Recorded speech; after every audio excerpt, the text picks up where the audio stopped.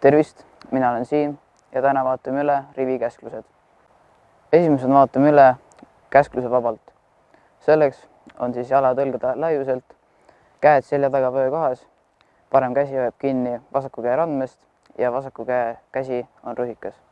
Kuuldes käsklust valvel on tegevus järgmine.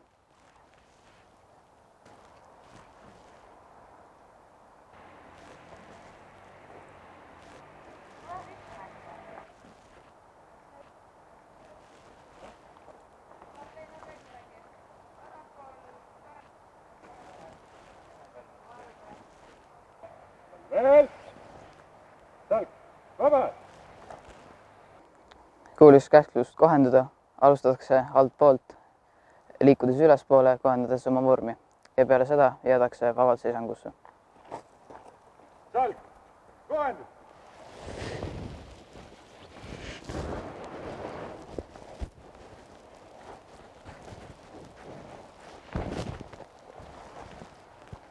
Salk, kohendus, lõpetada.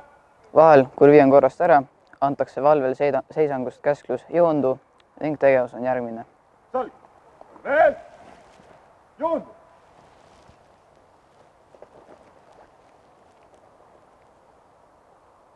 Salk, veel, salk, joondu.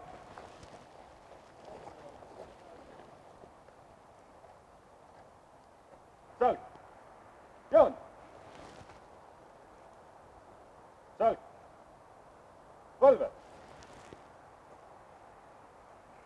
Järgmisena võtame läbi pöörded koha peal. Nendeks on vasakpool, parempool ja ümberpöörd.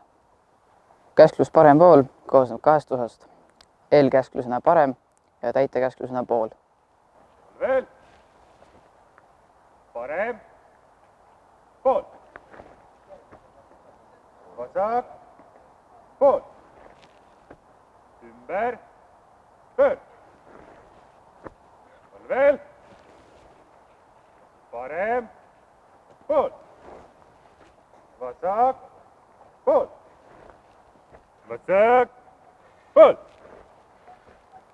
ümber, pöörd.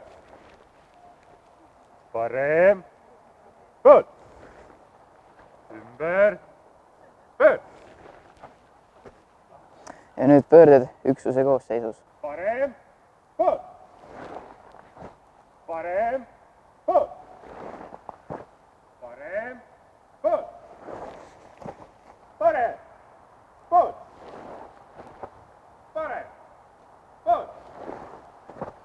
Rivis pilgu suunamiseks on olemas käsklused paremale vaat, otse vaat ja vasakule vaat.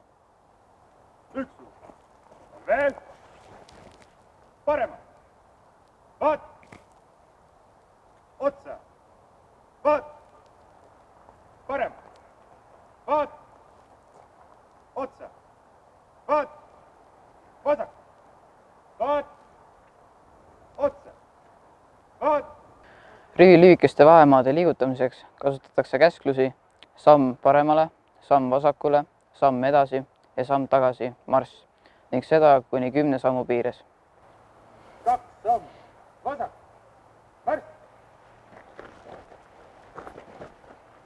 1 samm tagasi, marss. 2 samm vasak, marss. 2 samm parema,